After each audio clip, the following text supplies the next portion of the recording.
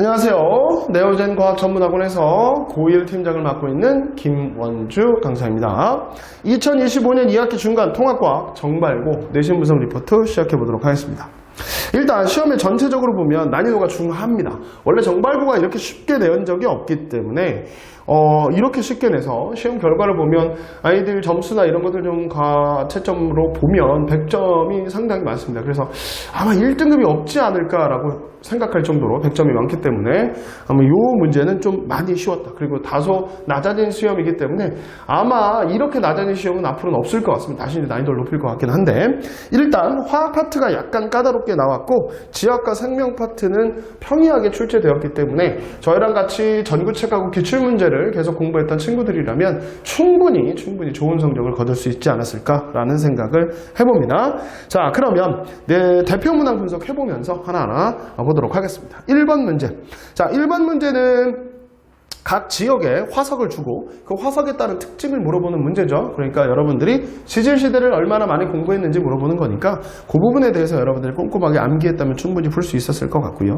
4번 문제 같은 경우는 지질시대, 즉 지구 탄생에서부터 지질시대에 생물들의 출현에 관한 것들을 시대 순서대로 나열해놨고 그 시대적 특징, 그 환경적 특징 이런 것들 꼼꼼하게 정리해야 되겠다라는 생각을 해봅니다.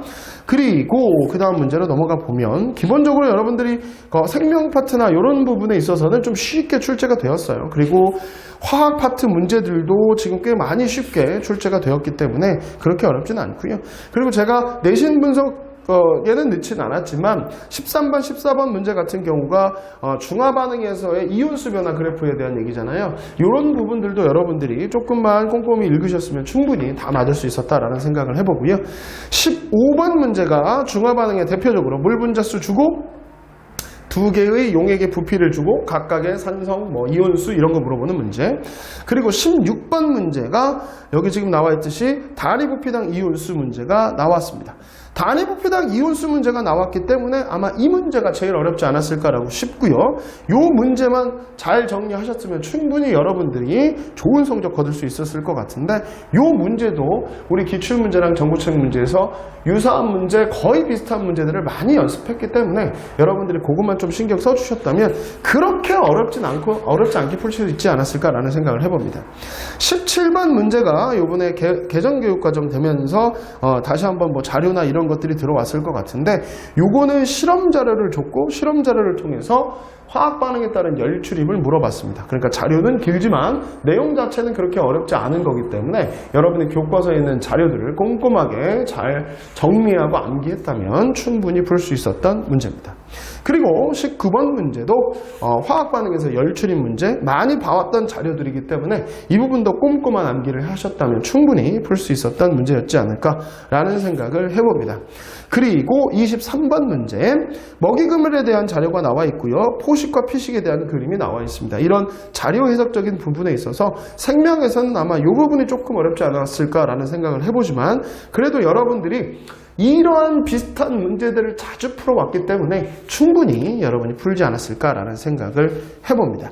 전체적으로 봤을 때 문제는 좀 긴 편이긴 하지만 실제로 문제를 봤을 때 그렇게 어렵다라고 하는 문제는 아까 얘기했던 화학 문제 한 문제밖에 없는 것 같고요.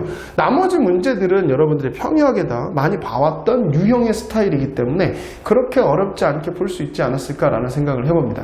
다른 학교에 비해서는 아마 다른 학교와 비슷한 난이도였겠지만 역대 정발고 문제들을 봤었을 때는 지금 난이도가 상당히 낮아진 문제였기 때문에 이것만 보고 이것만 공부해야지 라고 생각하시면 안 되고요.